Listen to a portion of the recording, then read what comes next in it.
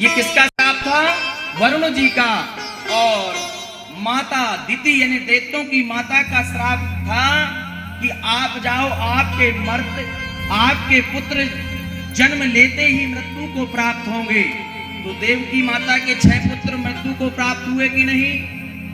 किसके श्राप से हुआ? माता दिति के श्राप से।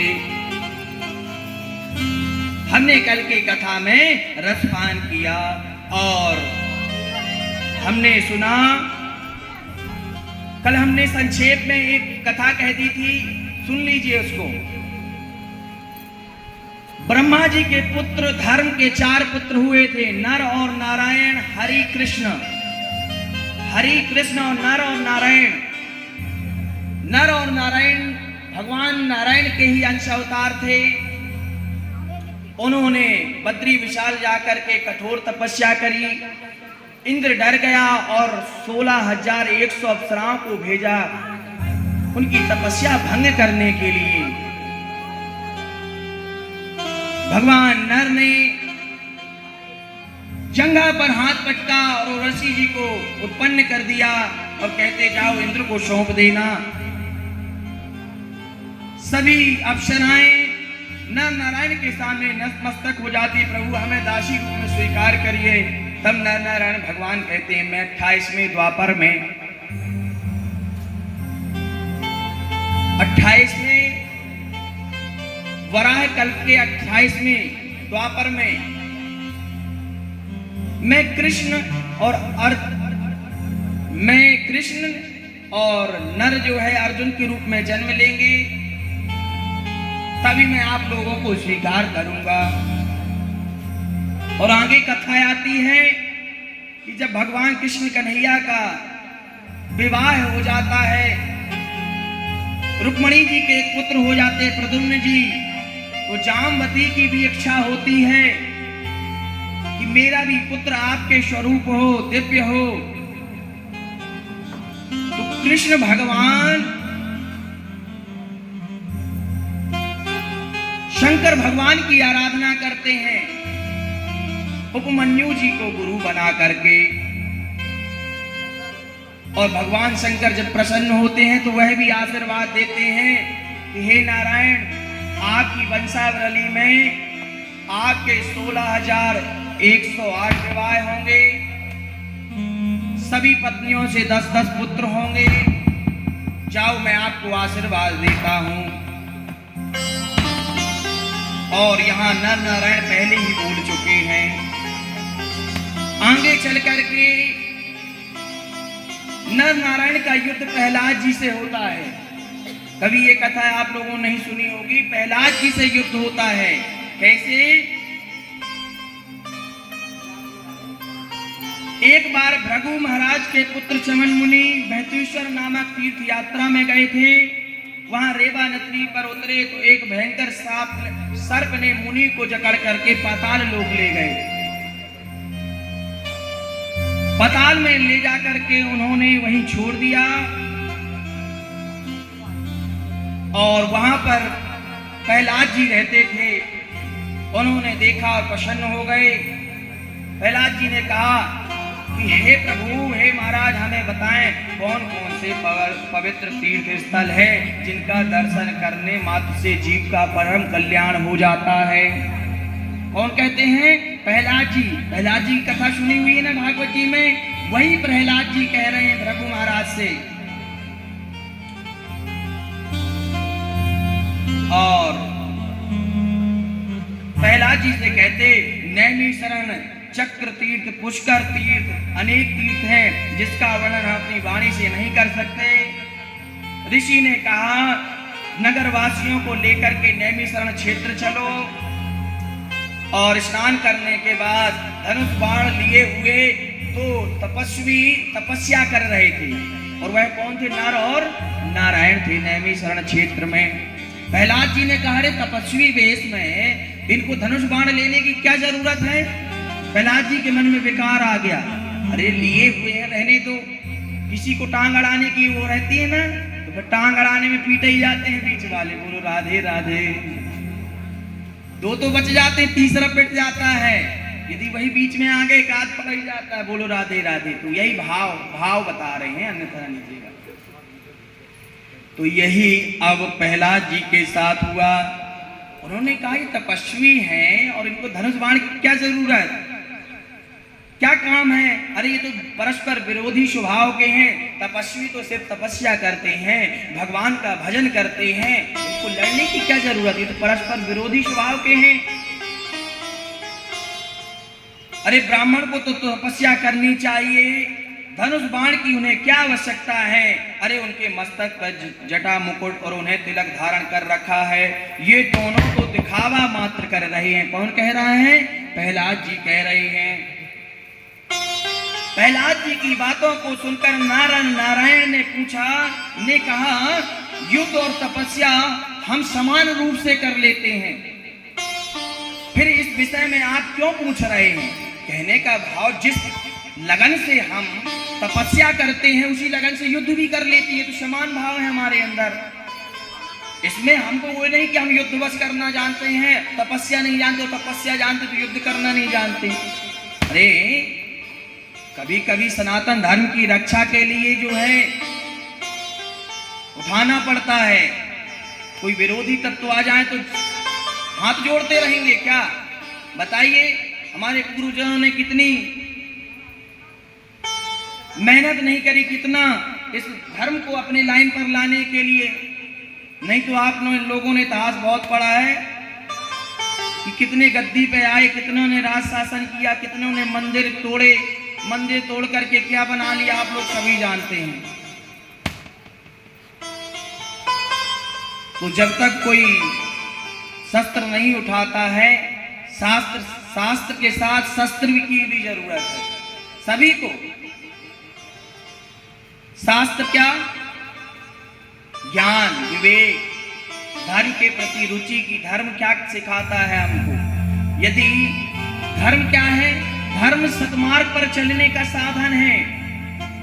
धर्म गलत चीज तो सिखाता नहीं ना किसी का। बताओ किसी का सिखाता हो तो धर्माने समझ गए। अरे जिसको बोलते हिंदू, मुस्लिम, सिख, ईसाई, ऐसा ही मुस्लिम धर्म हो, लेकिन वो संप्रदाय है, वो बनाए लिए गए हैं। धर्म तो एक ही सनातन, जिसमें सभी लोग मिलजुल करके रहते हैं और कोई धर्म नहीं। प्रचित ये लिखा हुआ सामने, सर्वं खलिदमेवाहं नान्यदस्ति सनातनम। ये मां का दिव्य मंत्र है, आप सभी पढ़ सकते हैं। सर्वम खलविदमेवाहं नान्यदस्ति सनातनम। इस संसार में मैं ही सब कुछ हूं। मां कहती है कि संसार में मैं ही सब कुछ हूं और मेरे अलावा कोई सनातन नहीं है। एक ही मंत्र का सार है कि संसार में मेरे अलावा कोई नहीं है, सिर्फ मैं ही सनातन हूं। सनातन का भाव जिसमें सभी लोग मिलजुल करके रहते हैं, अपने अपने कर्मों को करते, अपने अपने कार्यों को करते, किसी में मतभेद नहीं होता, आपस में मिलजुल करके जीवन का निर्वाह करते और एक दिन अपने धाम को चले जाते। उसमें परस्पर विरोधी ईर्ष्या भाव, एक दूसरे के प्रति घृणा नहीं होती है। लेकिन कुछ बीज तत्व समाज में ऐसे होते हैं कि इस घृणा के बीज को बो देते हैं और मनुष्य को मनुष्य से लड़वाते हैं, विचारों में मतभेद हो जाता है। ताकि ये आपस में लड़े, एक रहेंगे, अच्छे बन जाएंगे तो सीधे परम धाम को न चले जाएंगे, माँ की कृपा न पा जाएंगे। अरे इनको लड़वाओ, बीच में तत्व डाल दो, ऐसे ईर्ष्या भाव वाले भाव डाल दो कि आपस में कटकटाते रहें। इस प्रकार से प्रहलाद जी की बातों को सुनकर नारायण ने कह दिया, तो आप पूछकर क्या करेंगे? आप अपने रास्ते चले जाइए और यहाँ समय व्यर्थ मत गमाइए। भगवान नारायण के समझाने के बाद भी प्रहलाद जी नहीं माने और नर नारायण को युद्ध के लिए आमंत्रित कर दिया। इस प्रकार से नारायण और प्रहलाद जी में 100 वर्ष युद्ध हुआ। और भगवान को जब नारायण को नहीं जीत पाए प्रहलाद जी, भगवान साक्षात स्वयं हरि नारायण वहां प्रकट हो गए। जातम विस्वदयं राजन सर्वेषां तत्र चाश्रमे वदा जगाम परस्मा पीतवास्या चतुर्भुजा। तब चतुर्भुज रूप में साक्षात नारायण हरि प्रकट हो गए। उन्होंने समझाया कि हे भक्त प्रहलाद, ये मेरे ही अंश अवतार हैं, तुम्हें इनसे लड़ने की जरूरत नहीं है। आप इन्हें प्रणाम करो और भक्ति भाव के साथ अपने रास्ते चले जाओ। प्रहलाद जी तो नारायण भगवान के भक्त हैं, बात मान जाते हैं और श्रीमन नारायण नारायण नारायण, श्रीमन नारायण नारायण नारायण, श्रीमन नारायण नारायण नारायण,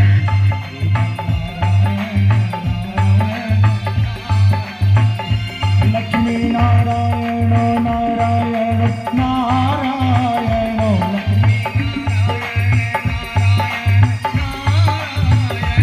श्रीमन नारायण नारायण नारायण, भजमन नारायण, श्रीमन नारायण नारायण नारायण,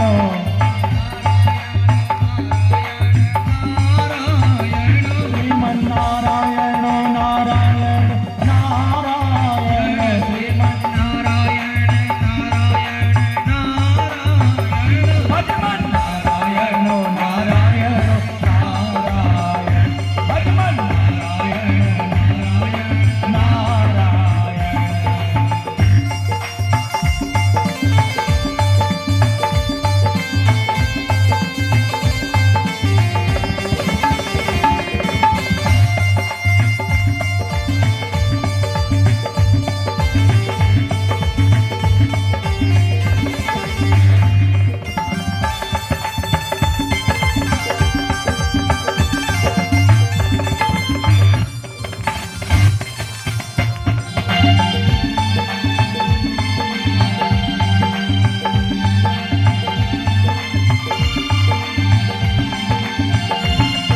नारायण नारायण नारायण, लक्ष्मी नारायण नारायण नारायण, सारे सहारे छोड़ दिए, बस तेरा सहारा काफी है।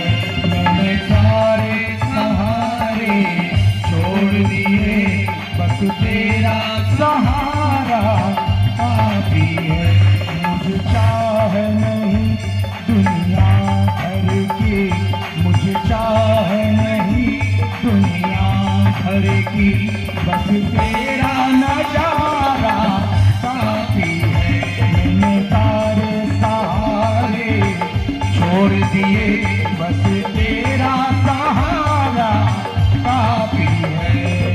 जय हो हे माँ, हम सभी पर कृपा बनाए रखना और हम भक्ति भाव से माँ की कथा का श्रवण पान करते रहें। हमारी मति पर आकर के बैठ जाना माँ।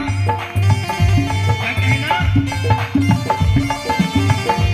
तेरी चाहत में जग छूट गया, तेरी चाहत में जग छूट गया, पर तू मुझसे क्यों रूठ गया, पर तू मुझसे क्यों छूट गया। मैं डूब रहा भवसागर में, मैं डूब भवसागर में, बस आना तुम्हारा काफी है। मैंने सारे सहारे छोड़ दिए, बस तेरा सहारा काफी है।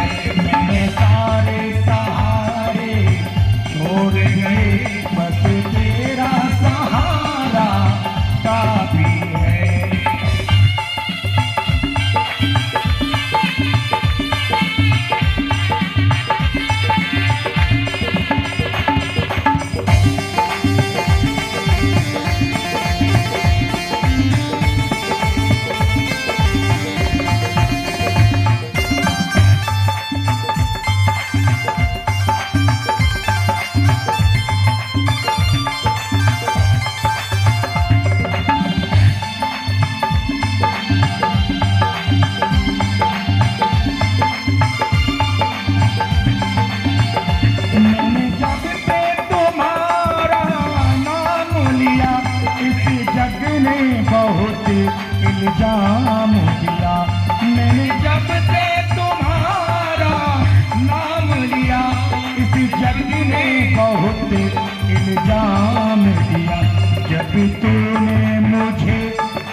थाम लिया, जब तूने मुझे यूं थाम लिया, बस मेरा गुजारा काफी है। मैंने तारे सहारे छोड़ दिए, बस तेरा सहारा काफी है। मैंने तारे सहारे छोड़ दिए, बस तेरा सहारा काफी है।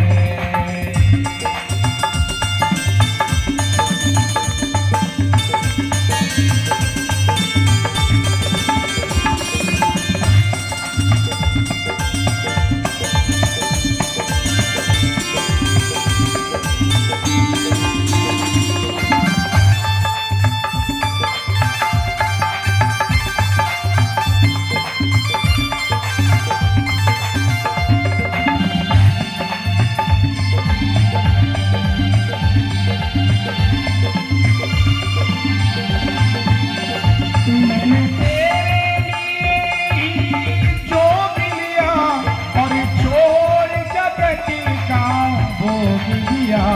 मैंने तेरे लिए ही जो भी लिया और छोड़ जगत का भोग दिया।